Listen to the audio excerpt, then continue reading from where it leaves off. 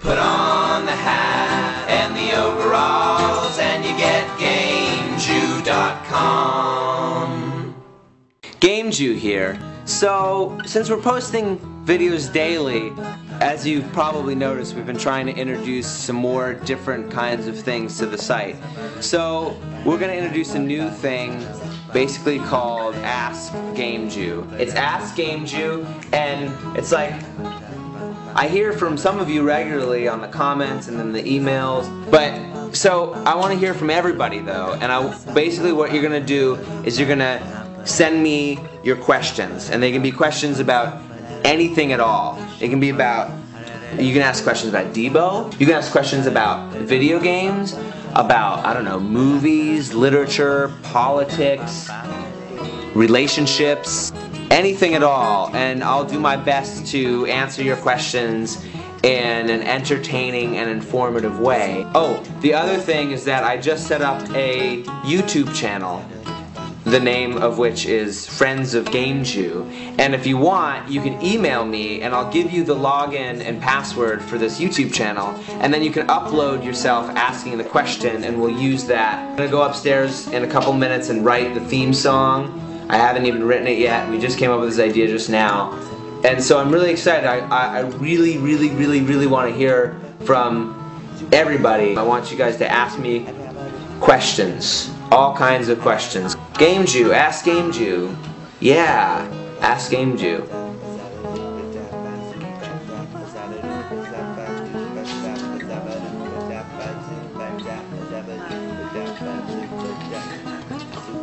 So, GameJew, I went to a secondhand store and I bought a Nintendo, an old one, and some games for like $10.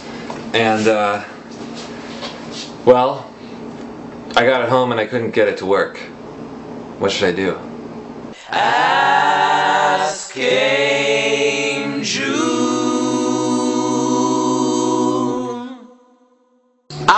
The age-old question.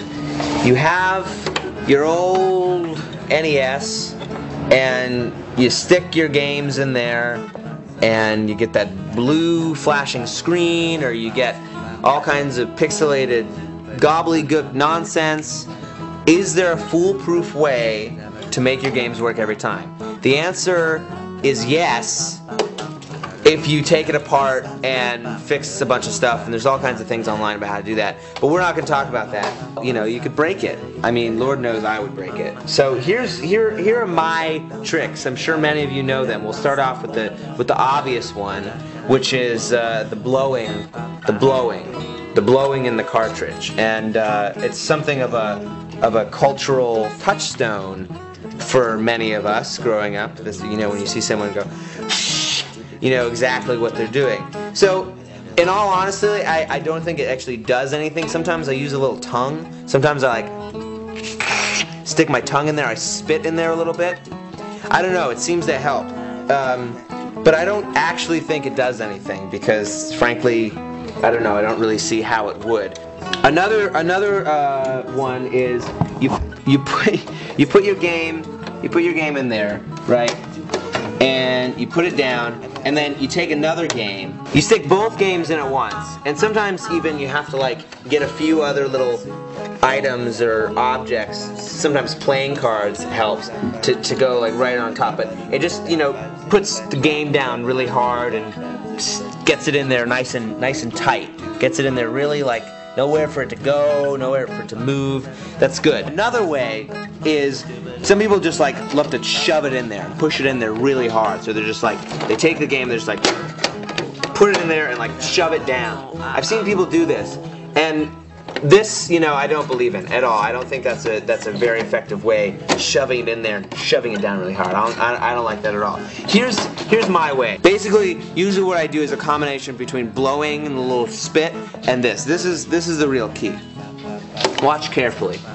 You stick the game in, right?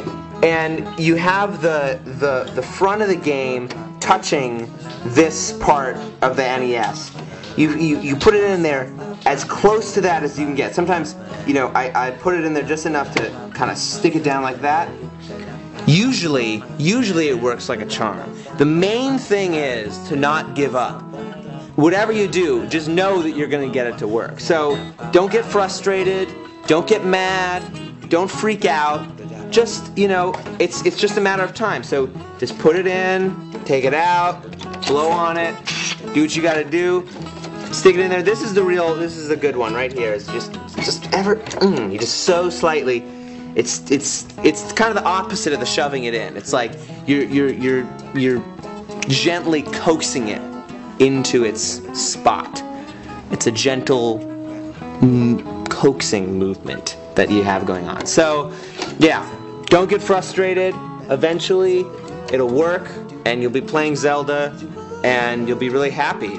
So as long as you just don't get frustrated and storm out on your NES, because honestly, why would you want to get mad? Why would you want to get mad at this guy? He's brought you so many hours of fun, right?